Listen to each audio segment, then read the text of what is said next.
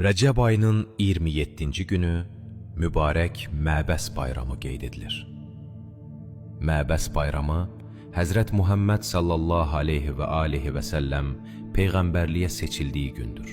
Həmin günün səhər çağlarında əziz İslam Peyğəmbərinə ilk vəhy nazil olub. Məbəs gecəsi ilin ən fəzilətli gecələrindən, günü isə ən fəzilətli günlərindəndir. İmam Muhammed Təqi əleyhissalam buyurur, Rəcəb ayında elə bir gecə vardır ki, günəşin nur saçdığı hər şeydən daha yaxşıdır.